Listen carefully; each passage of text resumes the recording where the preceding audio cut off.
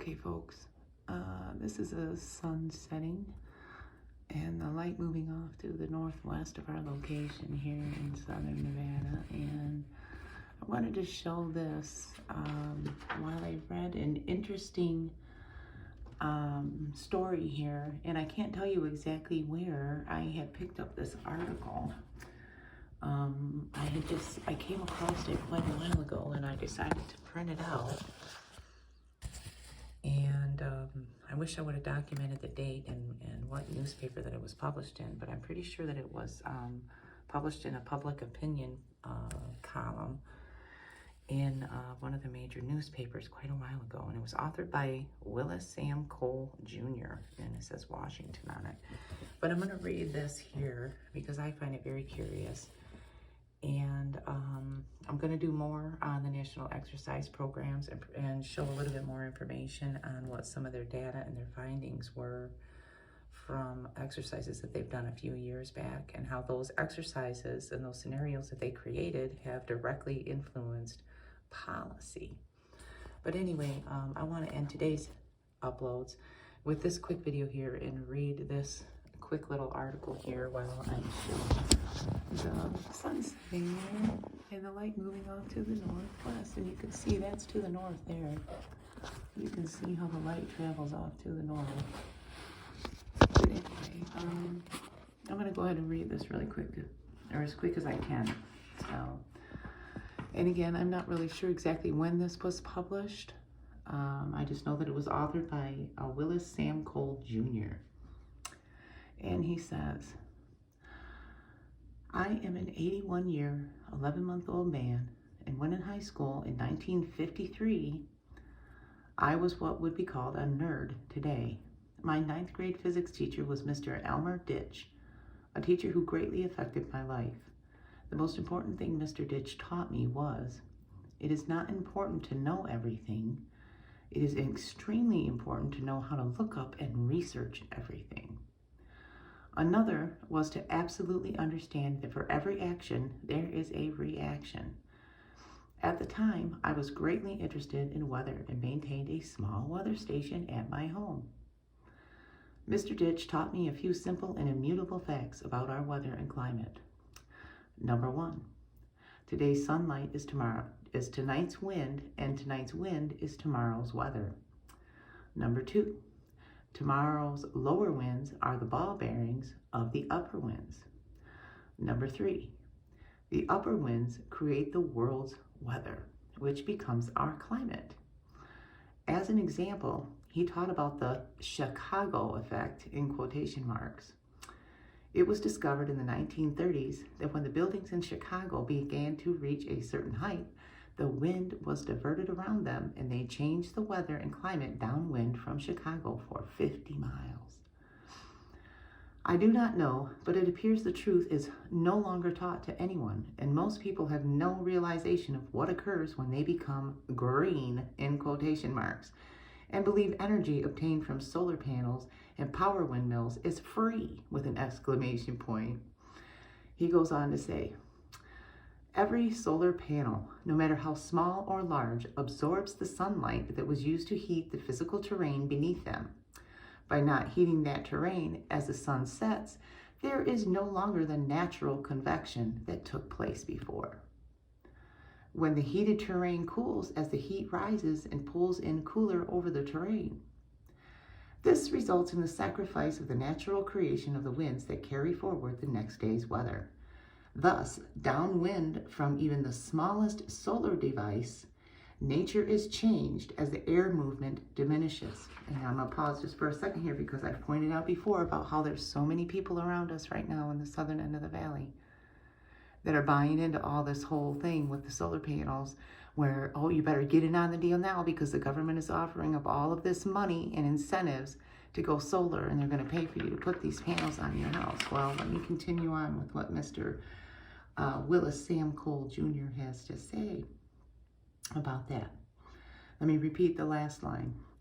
Thus, a downwind from even the smallest solar device, nature is changed as the air movement diminishes.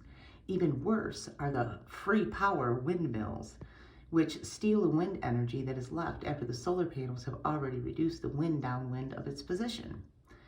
Each power windmill will not only steals from nature's surface wind, but the wind, just as water does, seeks the path of least resistance and changes its course, even further causing the Chicago effect, in quotation marks. These effects are simply the laws of nature, in quotation marks. And as the surface winds flow, they force the upper winds to divert from the historic flows into new patterns. These new patterns mean grain moves, drought arrives, plants as nature created are forced to change, and yes, people who appear to think the human race can obtain some special place by stealing nature's energy while expecting no reaction to what they have done. The truth is the humans on Earth seeking something for nothing are the same people screaming about weather and climate change. If the humans on Earth want to preserve the weather and climate, the first thing they should do is disconnect almost all solar panels and remove nearly all the power windmills interfering with nature's winds, and allow Mother Nature to begin to recover from what the grains and something for nothing people have done to destroy Mother Nature's natural state of climate. He continues on. Normally, climate change does occur slowly as time passes on. Mother Nature has supplied the human race with fuels that do not hurt her as much. And even those fuels, such as coal, manufactured gas, and natural gas, can be used in ways that will help Mother Nature maintain her weather and climate. And yes, the proper use of nuclear power is as close to something for nothing that we have at this time. But she demands we take care to use it properly and dispose of the waste properly. And yes, the human race can exist well into the future by following her laws and not those who profit from grain, knowing they are the root cause of the current rapid weather and climate change.